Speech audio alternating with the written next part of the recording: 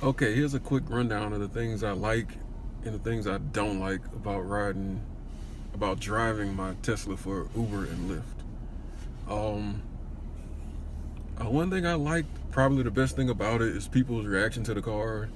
We're in Louisiana; people don't typically get a chance to ride in the car, and I think it's just fun to see how people react to the car. Um, and you can every time you meet a new person, you can see how Tesla kind of went out of their way to do things to give that wow factor, like things I didn't notice because I have been looking at a Tesla for a long time before I got a chance to be in one.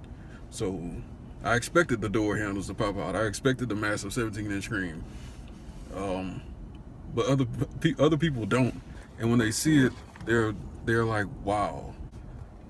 Another good reaction I get is when I tell people, even though I tell them it's an electric car and I tell them I charge it at home, the best reaction is when I tell them I haven't been to a gas station in 6 months.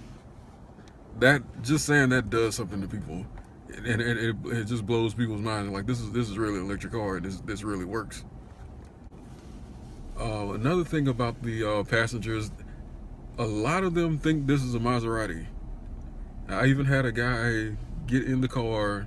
He sat down. He was ready to go. He's like, "I never been in a Maserati before." And I was like, well, you still haven't been in a Maserati. Um, it's a Tesla. I mean, I hate that. I hate to disappoint you, but pretty much 90. I won't say 99. I guess I can say 99 because I've picked up over 100 people. So yeah, about 99% of the people I've picked up have never been in a Tesla before. I did pick up one guy. I believe he was from New York who actually owned a Tesla just like this one.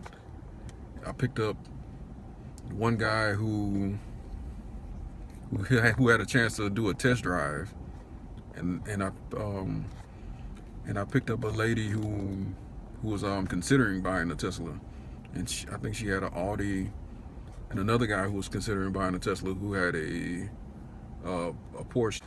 Another good thing about it, with this being an electric vehicle, I mean, I'm at the supercharger right now.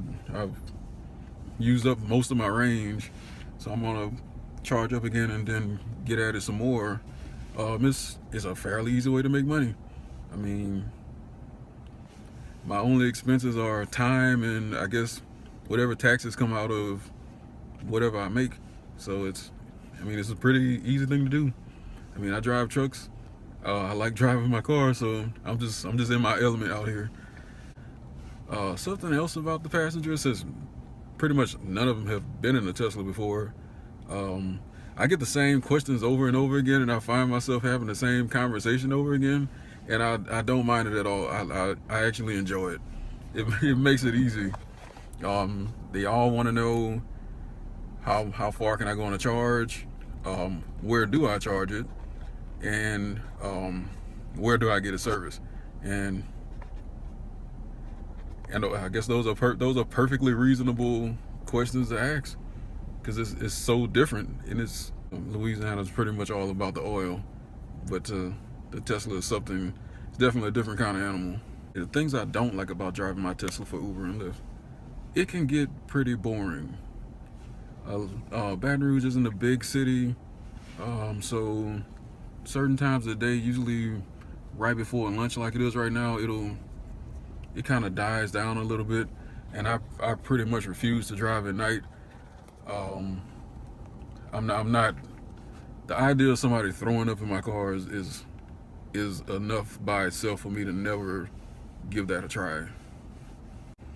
Another thing I don't like about driving my Tesla for Uber and Lyft is there's a different type of range anxiety, because with Uber and Lyft, the driver doesn't know where the passenger is going.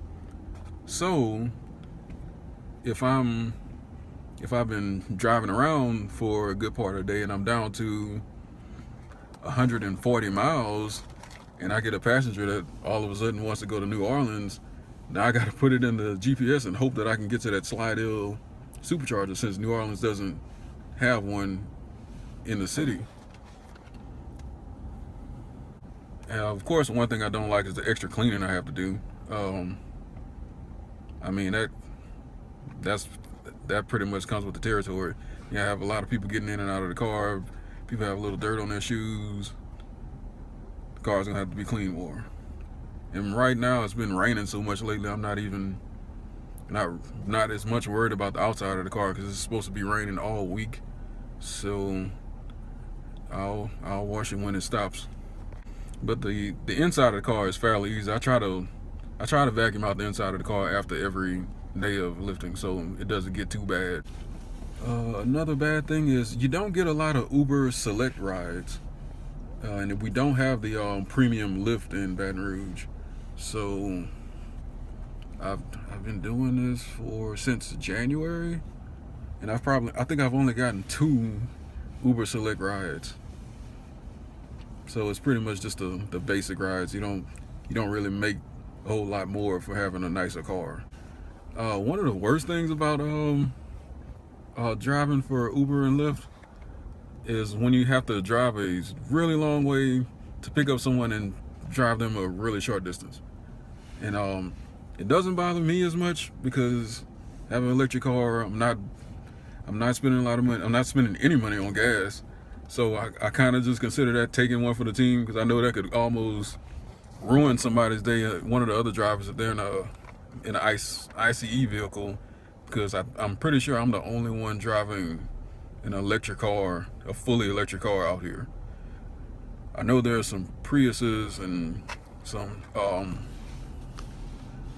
there's some hybrids, but I think I'm the only one fully electric. And probably the worst thing is some people just aren't good passengers. Like some people will just open the door and they just fling it open and they don't care if it hits anything. I'm lucky and I know now that I've seen people do it. Nobody's hit anything, but now whenever I pick someone up or drop someone off, I make sure I'm parked in a way where if they did do that, the door can't hit anything. And probably the worst thing for me, since I'm not a smoker, and that people can do that makes Uber and Lyft a little unpleasant. I mean, I think everyone knows there's a strict no smoking policy with Uber and Lyft, but the one thing people do that just aggravates me is, even though they're only going on a short ride, they're smoking a cigarette walking up to the car. Like, and they don't put it down until they get right outside the car. It's like you can't wait. You can't wait till you get in and just drive a couple blocks and then light it up, and then you'll be okay, because the car still is going to smell after you leave. And that's the one that really gets me, because now I really have to clean the car.